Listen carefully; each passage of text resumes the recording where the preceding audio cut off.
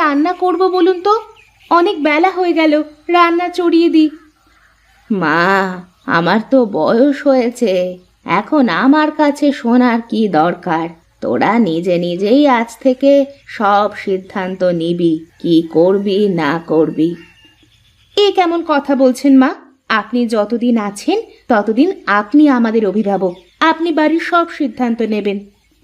না রে মা, আমার বয়স শেষ, এখন তোদের সংসারের দায়িত্ব তোদেরই নিতে হবে। আচ্ছা মা, তাহলে আমি আজ খিচুড়ি রান্না করি। আচ্ছা ঠিক আছে মা, সাথে শুকনা মরিচ ভর্তা করিস। ঠিক আছে মা, তাই করব।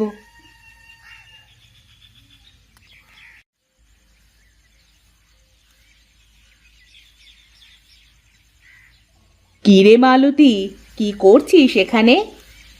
রান্না করছি ভাবি।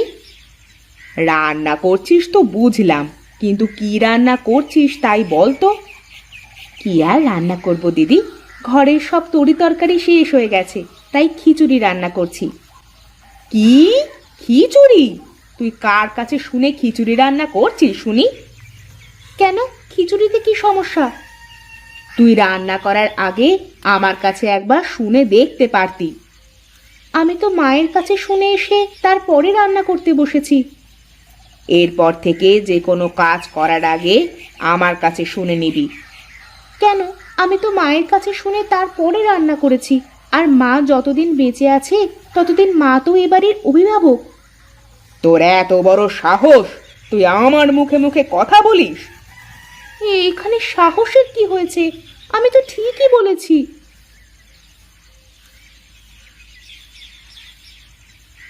কি ব্যাপার? কি এত ঝগড়াঝাটি কেন এখানে? দেখো না, আমি মায়ের কাছে শুনে রান্না চাপিয়েছি, আর ভাবি আমাকে বলছে যে তার কাছে শুনে রান্না করতে। কি ব্যাপার ভাবি, মা তো এখনো বেঁচে আছে, তাহলে মালতী মায়ের কথা না শুনে তোমার কথা শুনতে যাবে কেন? মা বেঁচে আছে বলে কি এই সংসারে আমার কোনো মূল্য নেই? আমিও তো এ বাড়ির বড় বউ। হ্যাঁ, তুমি এই বাড়ির বড় বউ, কিন্তু এই বাড়ির মালকিন তো না। মা যতদিন বেঁচে আছে ততদিন এই সংসারের সব কিছু মায়ের ইচ্ছে অনুযায়ী হবে, তোমার ইচ্ছে অনুযায়ী নয়। কি? আমাকে এইভাবে অপমান করলে তোমরা? আমি এই অপমানের কথা ভুলবো না, এই আমি বলে দিলাম। আমি আজ থেকে আলাদা হয়ে যাব। এই দেখো ভাবি, এই সামান্য ব্যাপার নিয়ে সংসারে কোনো অশান্তি বাঁধিও না দয়া করে। কি? অশান্তি আমি বাঁধাচ্ছি? এত বড় অপমান!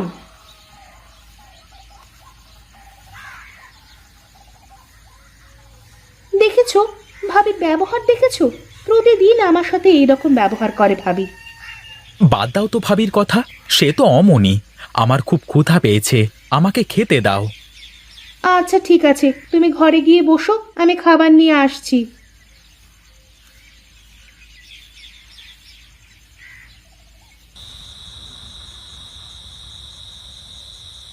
কি ব্যাপার, তোমার মন খারাপ মনে হচ্ছে? তা কি হয়েছে শুনি? না, তোমার আর সেই কথা শুনে কোনো লাভ নেই। আমার কথা তোমার মাথায় ঢুকবে না। ও, বুঝেছি আমি। তুমি মনে হয় বাপের বাড়ি যাবে, তাই না? অনেক দিন তো হয়ে গেল বাপের বাড়ি যাওয়া হয়নি। চলো চলো, শ্বশুর বাড়ি থেকে ঘুরে আসি। না, আমি কোথাও যাব না। নিজের বাড়িতে সুখ না থাকলে কি আর অন্য কোথাও সুখ খুঁজে পাওয়া যায় নাকি? কেন, বাড়িতে আবার কি হয়েছে যে বাড়িতে সুখ নেই বলছো? কি আবার হবে? তোমার ছোট ভাই আর ভাইয়ের বউ মিলে আমাকে যা খুশি বলে অপমান করেছে।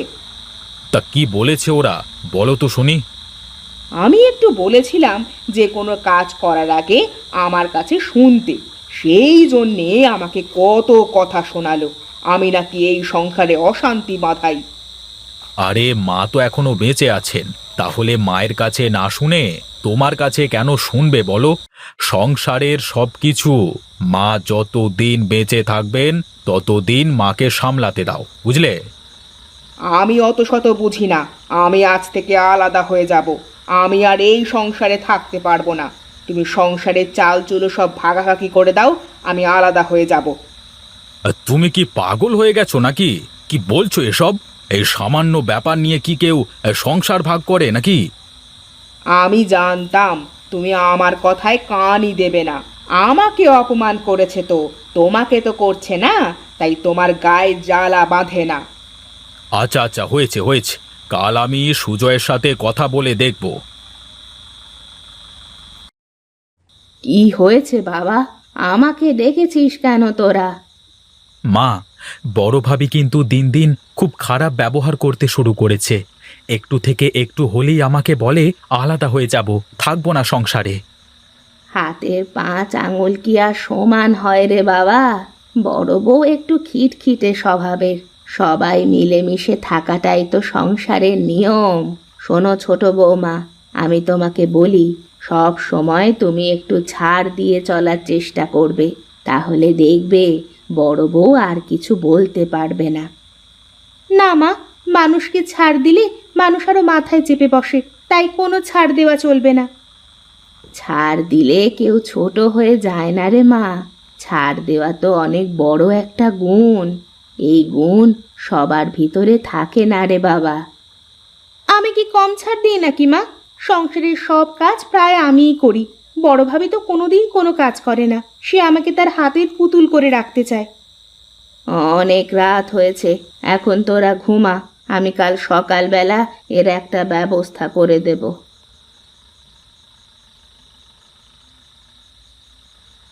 আজ অনেক দিন হয়ে গেল মেয়েটাকে দেখি না। মেয়েটাও অনেক দিন আমাদের বাড়িতে আসে না। মেয়েটাকে দেখতে বড় ইচ্ছে করছে গো। হ্যাঁ, সে তো আমারও করছে গো, কিন্তু মেয়েটা একদিন আসলে তো হতো। আমরা তো অনেক দিন হয়ে গেল মেয়েটার বাড়িতেও যাই না। চলো না, মেয়েটার বাড়ি থেকে একদিন ঘুরে আসি। তা তুমি মন্দ বলনি। একটু যাওয়া আসা না থাকলে আতিতেও তা থাকে না। চলো, কাল বিকেল বেলায় যাই, মেয়েটার বাড়ি থেকে ঘুরে আসি। ঠিক আছে, তাই হোক, চলো কাল যাই। ঠিক আছে, কালকে আমি হাট থেকে বড় দেখে একটা কাতলা আর কিছু মিষ্টি কিনে নিয়ে আসবো। আচ্ছা ঠিক আছে, তাই হোক। এখন ঘুমাও, অনেক রাত হয়ে গেছে। হ্যাঁ, চলো চলো ঘুমাই।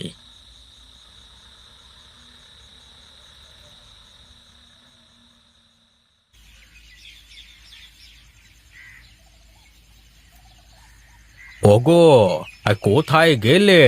আমাকে এক ঘটি জল দাও তো, হাত মুখ ধুয়ে বাজারের দিকে যাই একটু।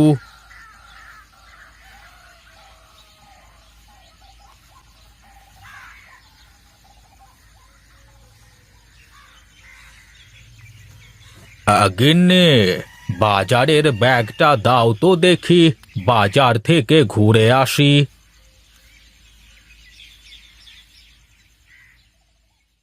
এই নাও ব্যাগ, তাড়াতাড়ি ফিরে এসো কেমন? তোমার তো আবার বাজারে গিয়ে চায়ের দোকানে বসে আড্ডা দিতে লাগলে দিন দুনিয়া সব ভুলে যাও।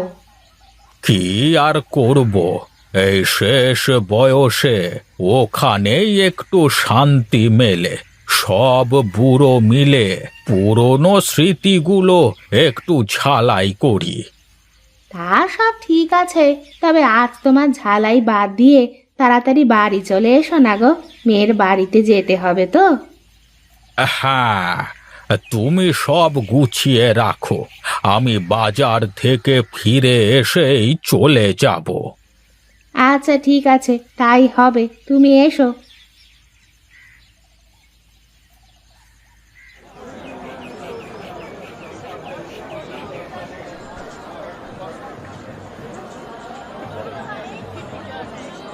আরে হরিহর কাকা, কি মাছ দেবো আপনাকে? দে দে, বড় দেখে আমাকে একটা কাতলা মাছ দে দেখি। মেয়ের বাড়িতে যেতে হবে, বুঝলি তো। হ্যাঁ আচ্ছা কাকা, এই নাও, এই বড় মাছটা নিয়ে যাও, খুব ভালো হবে। এই পাশের গ্রামের বিলের মাছ। আচ্ছা আচ্ছা, দে দে। এই নাও টাকা। আমি মিষ্টির দোকানে যাই।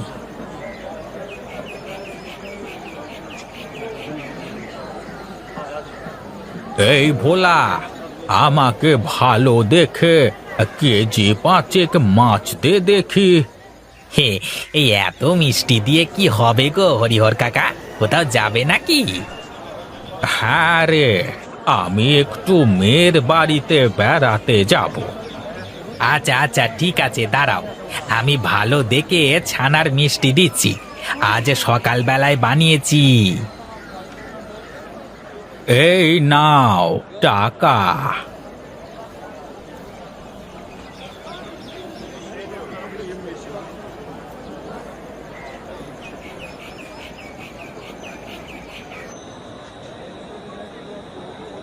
কি ব্যাপার কাকা বাবু, কোথায় চললে? বাড়ি যাবে নাকি? হ্যাঁ রে গণেশ, হ্যাঁ, ভালোই হয়েছে তোর সাথে দেখা হয়ে। আমরা আমরা আজকে মেয়ের বাড়িতে যাব। হ্যাঁ, আমাদের দিয়ে আসতে পারবি তুই? কেন পারবো না, অবশ্যই পারবো। বেশ বেশ, চল তবে।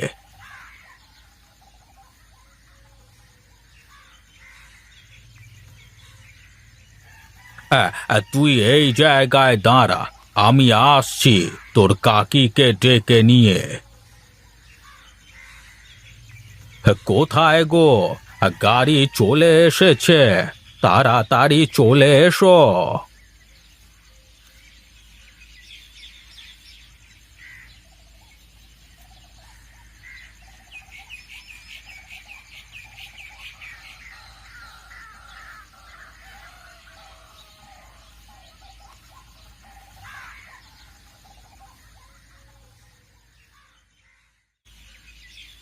মা, বাবা, তোমরা কতদিন পর আসলে আমাদের বাড়িতে। আমি ভাবছিলাম আমি যাব বেড়াতে। এসো, ভেতরে এসো। হ্যাঁ রে মা, তোকে দেখতে বড় ইচ্ছে হচ্ছিল, তাই চলে আসলাম। ভালোই করেছো, এসো ভেতরে গিয়ে বসো।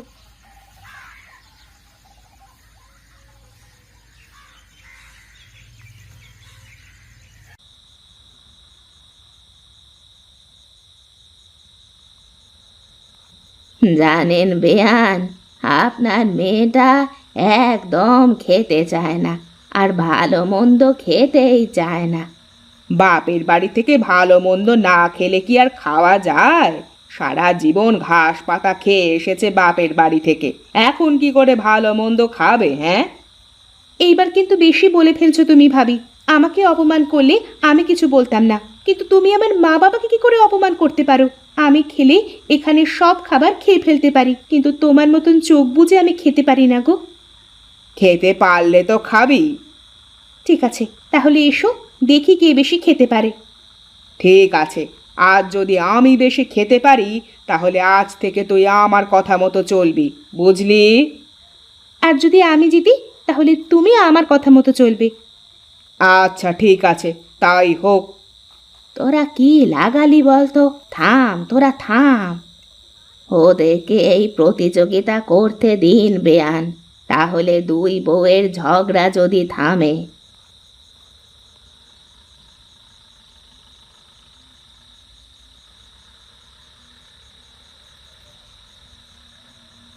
আমি আর খেতে পারবো না, তুই জিতে গেছিস মালতী। কিন্তু আমাকে একটা কথা বলতো, তুই এত খাবার খেতে পারিস কিন্তু তারপরেও এত অল্প খাস কেন তুই? আমি সবাইকে খাওয়ানোর পর যা বেঁচে থাকে তাই খাই। আমার ভুল হয়ে গেছে রে, আমাকে তুই মাফ করে দে মালতী। কি বলছো তুমি এইসব? আমি সারা জীবন তোমাকে আমার দিদির মতন দেখেছি, আর বড় হয়ে মাপ চাইতে নেই। আমি কথা দিলাম, আজ থেকে আর কোনো ঝামেলা করব না, সংসারে আজ থেকে মিলেমিশে সংসার করব।